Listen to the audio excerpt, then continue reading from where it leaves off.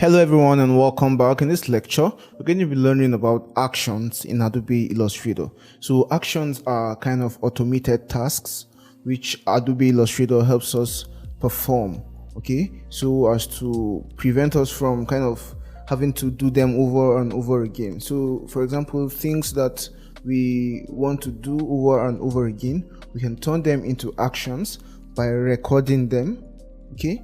And then whenever we want to perform those tasks, we just have to click on the actions and then play them, and then Adobe Illustrator performs those actions for us automatically.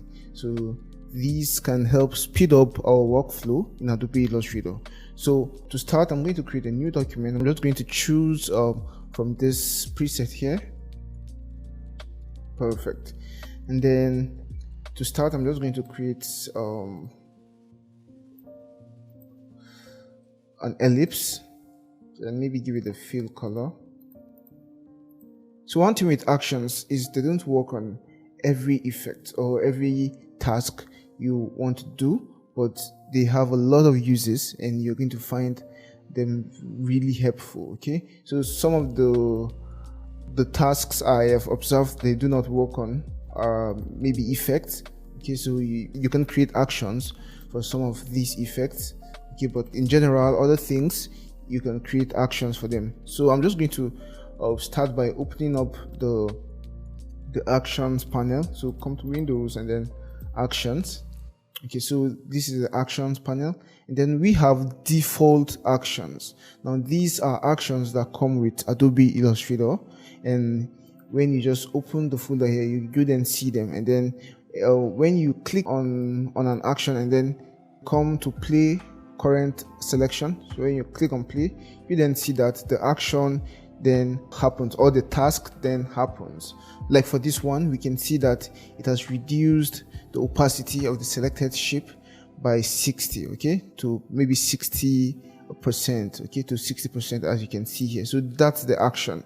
It just helps us reduce the opacity. So for example, if we have a lot of things and we don't want to keep manually going to reduce the opacity, we can just select and click, select and click. Sorry, what did I do? We can just select. Sorry, okay, I made a mistake. Okay, we can just select and click,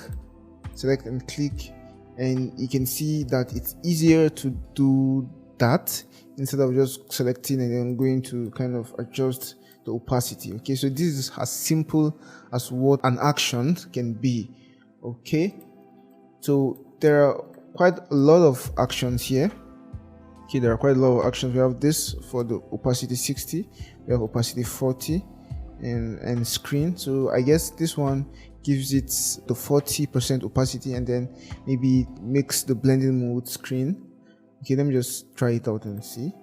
Okay, so this is the opacity at 40, and then as you can see, the blending mode is now screen, right? Yeah, so that's what it does. And we can have many other actions. So besides some of these actions, you see this this box, right? Now this box can be activated here.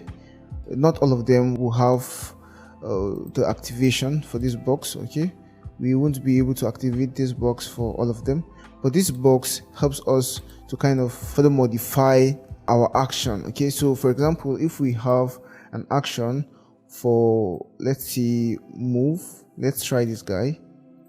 Okay, so let's have it without the box turned on. Okay, so let's just remove the box and then click on our action or on our move action and then play it. So we see that it then moves. Okay, so it moves by a default value which was used when creating this action.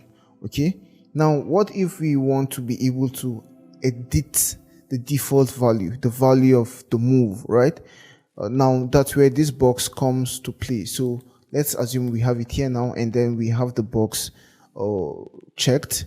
Now when we click here, we can see that the move option now comes up, and we can now kind of manually put in the position of the move. So if we do not want the original, which is 66, we can maybe put 100 and then okay. So that's the use of this box. So it has its importance in many actions. So some actions might require it, some actions might have it as optional. Okay, so we're going to look at many other options so that you get familiar with how the whole thing works. So now what I want us to do is have a little bit of walkthrough for the action panel. Okay, so now this is the action panel we have here, where we can create a new set of action. Okay, so like this guy here is a set. Okay, this guy here is a set. We can have like a new set of action, okay, by clicking on this folder icon here. So when we click on it, we can maybe name it my new set. Okay, then okay. Now all the actions we'll be creating when selecting this set will then be created under this set. Okay, so when we select our set, we can come here to create new action, and then this create new action dialog box will then pop up, and we can kind of type in the name of the action. Maybe we want to have it scale. Okay, scale times 2. Okay, so maybe this is what we want, scale times 2. We want to be able to scale our shape by 2. Okay, now we then have the set, which is my new set, which I've selected here, and then we have function. Now this function, Adobe Illustrator gives us the ability to add a shortcut key or a shortcut function to our action. So that's optional, of course. We can just have it like none, and we won't have any shortcut. We'll just have it here and we can manually click. But if we have a shortcut, let's say function 2 or shift function 2, okay, so let's say shift function 2, and then color, maybe give it red or whatever color, and record. Okay, so now after clicking recording, we can then do what we want our action to be. Okay, remember Adobe Illustrator is now recording whatever we do. Okay, so what I want to do now is right click and then go to transform, and then go to scale, and then I just want to scale this by times 2. Okay, that's by 150. Then okay, now we can see here that we now have scale, right? We now have scale. We can keep doing other things and Adobe Illustrator will keep recording them here, but I just want to stop here right now and then click on stop playing / stop recording. So when I click here, now we have our action, and for that box we should be able to actually activate our box. Now that's this box here. Okay, yeah, so we can now activate this box. Now when we select a new shape here, okay, we can now play our action, and because we have our box activated, we can now edit our value. So maybe we want it to be 200 now. Okay, and yeah, this is it now. But when we do not have our box activated, when we click it, it's going to take the default value which the action was created with, which is 150. Okay, I'm sure you get the gist now. So just going to select everything and delete, and we can have actions for a whole lot of things. Let's assume we have our design here and we want to save it as a PDF file. We can just come to file and then save a copy as, and then maybe actions, and then come to the file type and then click on PDF, right? And with this we can now save our PDF. Okay, perfect. Okay, I'm actually supposed to record this saving. Of which I didn't do, so we don't have any action on saving. So let's just create it quickly. So let's come here, click here, create new action, and then let's name it saving. Okay, saving PDF copy. Then let's give it a shortcut. Let's give it F2, but this time it's Control, not Shift. Then yeah, red, maybe green, then record.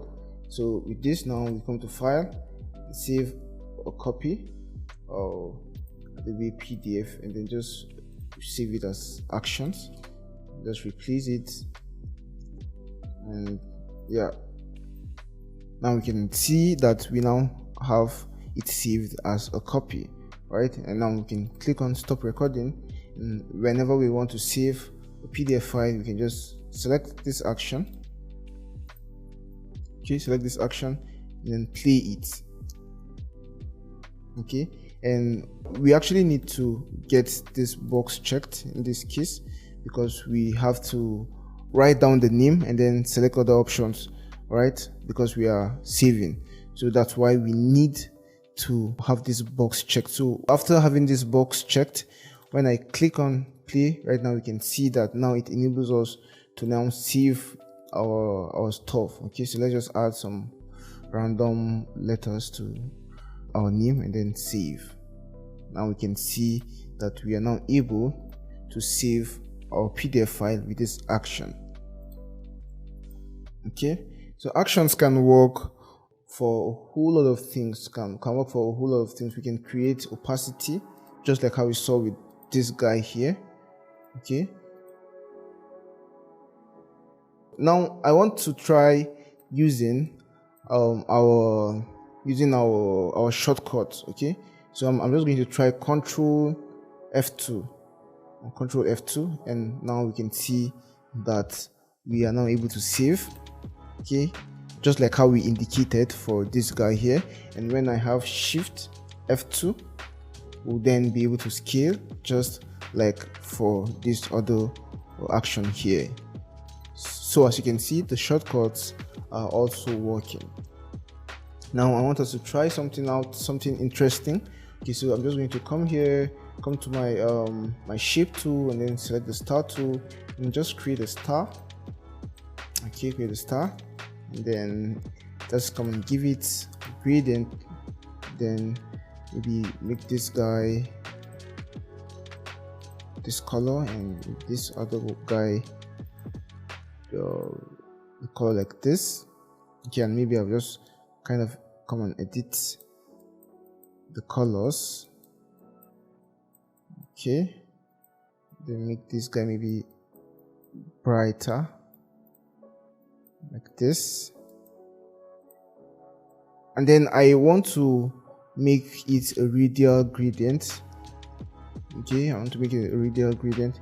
Let's just reverse the gradient so that the brighter parts are outside.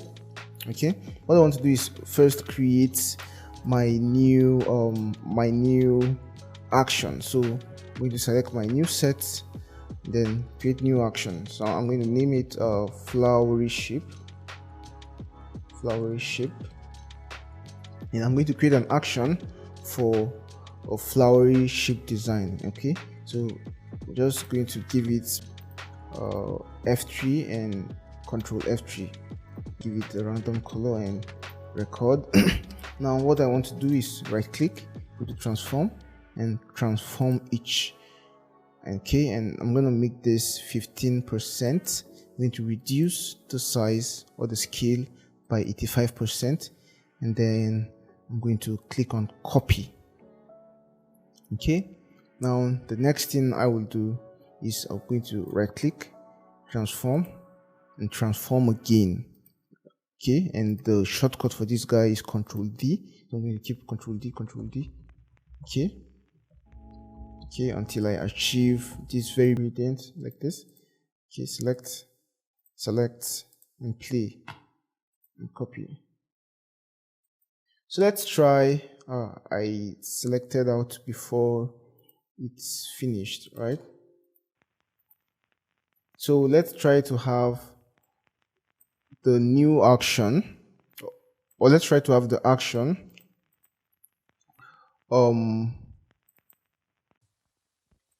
sorry, where is my actions panel here? Okay,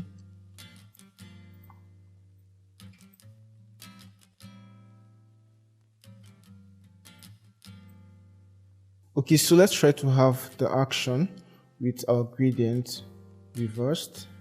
Okay, I think we didn't. Okay, we actually did this here. I feel like adding more effects so as to have more interesting shapes. Okay, so I'm just going to go to my distort and transform, and then maybe give it a bit of twist. Okay, a bit of twist, and yeah, maybe I give it something like this, and then try to give it the action. Copy. Perfect. You can see what our actions are enabling us to create. Okay, so with actions, your workflow will be very much optimized, and you'll be able to achieve your tasks very quickly. Okay, and with this, we've come to the end of our lecture on actions, and see you in the next one.